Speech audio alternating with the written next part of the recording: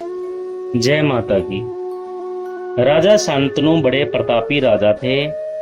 उन्होंने अपनी पत्नी सत्यवती के गर्भ से 2 पुत्रों को जन्म दिया। उनके बड़े पुत्र का नाम चित्रांगद और छोटे पुत्र का नाम विचित्रवीर्य रखा गया। एक बार की बात है कि महाराज चित्रांगद विशाल सेना के साथ वन में गए। इसी समय वन में चित्रांगत नाम के गंधर्व ने उन्हें देख लिया। एक रथ पर बैठ करके राजा चित्रांगद के सामने भूमि पर उतर आया। दोनों ही चित्रांगत समान पराक्रमी थे।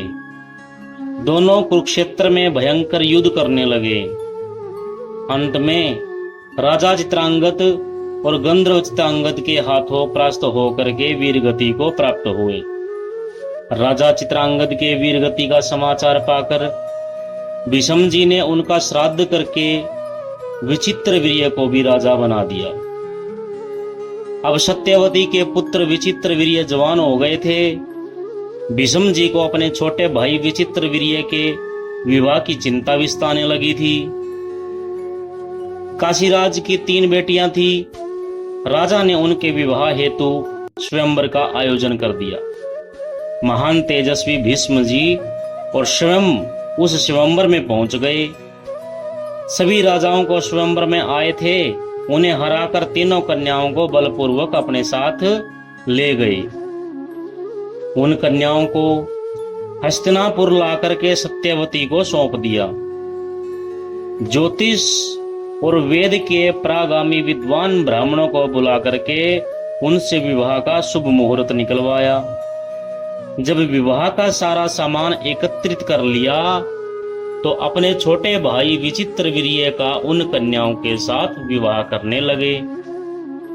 उनमें से एक कन्या ने भीष्म जी से निवेदन किया कि हे धर्मज्ञ, मैं मन ही मन साल्व को वर मान चुकी हूँ। उस कन्या के निवेदन करने पर भीष्म जी ने उत्तर दिया कि तुम अपनी सब इच्छा से जा सकती हो।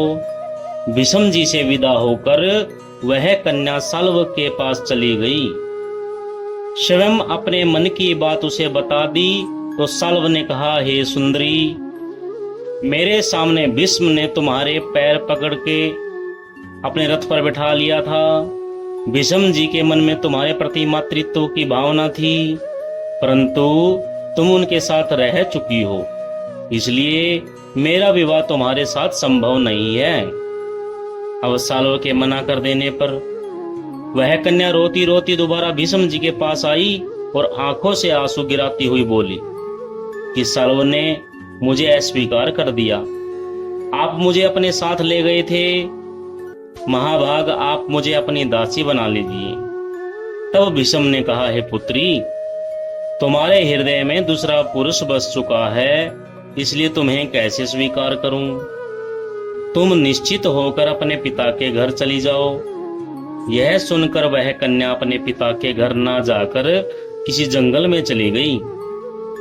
एक परम पवित्र निर्जन स्थान पर जाकर के तपस्या में लीन हो गई।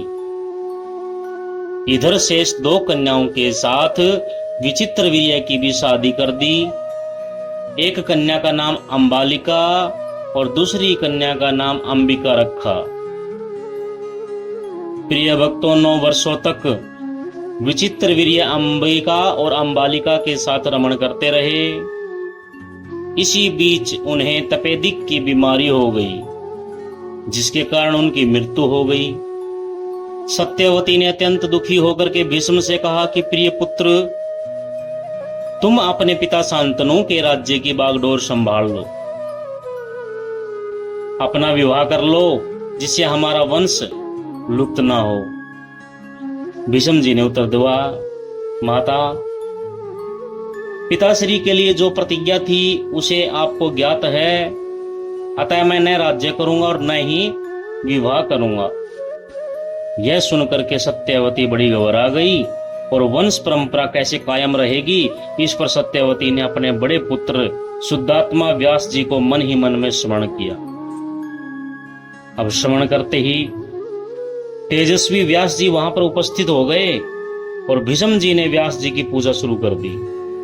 सत्यवती अपने पुत्र मुनीश्वर व्यास जी से बोली, पुत्र, अब तुम विचित्र वीर्य के न रहने के कारण सुंदर पुत्र उत्पन्न करो। व्यास जी अपनी माता की बात सुन करके इसके लिए तैयार हो गई। सबसे पहले अंबिका ऋतुकाल के स्नान से निवृत्त होकर उनके सामने आई, परंतु शर्म के मारे अंबिका ने अपने नेत्र बंद कर लिए, इसलिए उनके नेत्रहीन पुत्र उत्पन्न हुआ।